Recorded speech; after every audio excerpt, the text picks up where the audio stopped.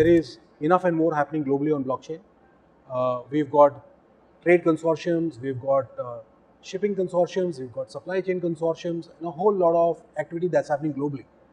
To that extent, we are clearly convinced that this is a technology which holds promise, which has commitment from the ecosystem as a whole, and therefore it is not a matter of if, it is a matter of when. Now, onto our efforts, we obviously started off blockchain with a small scale POC, which we then took up into a use case within the bank for vendor finance. It is scaled up, it is now in use. We have a program already there. There are clients who are signing up. There is a pipeline for them.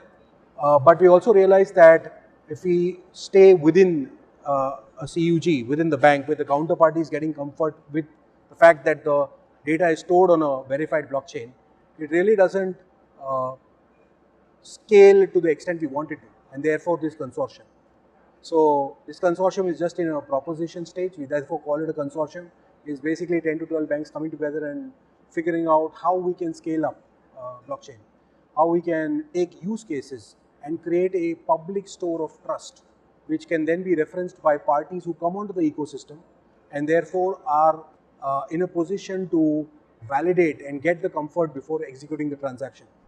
So first up, there is obviously trade finance, which is a proper candidate for blockchain, and there are enough and more examples worldwide which are working.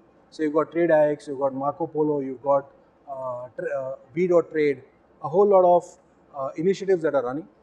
So there is enough and more examples to prove that taking it to a network scale will really help the cause and will really make blockchain big in country.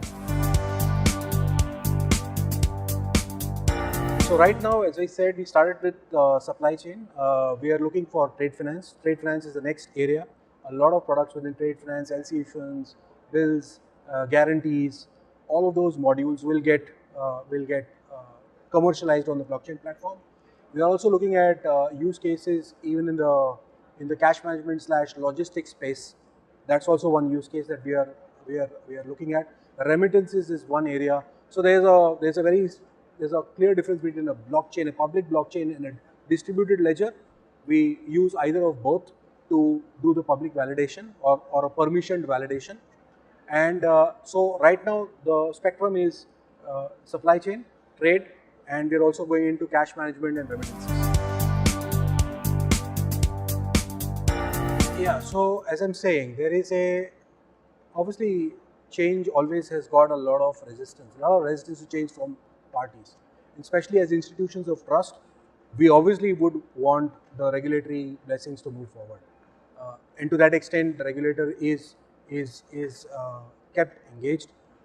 We are conducting ourselves in the most transparent manner possible. Having said that, yes, there are challenges in the current structure.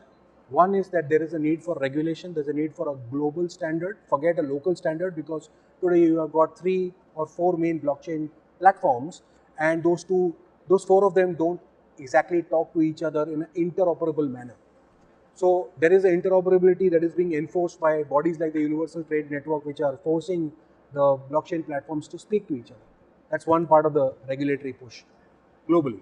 Locally as well, for them to speak, we need a standard format in which communication happens. To that extent, what we are trying to build will cater to at least corporate to the blockchain platform connectivity will be sort of standardized. But yes, there is a clear need for proper regulation come legislation around this, and I'm pretty sure the regulator as well as the IDRBT are heavily into research on this platform, and we should be seeing something very, very concrete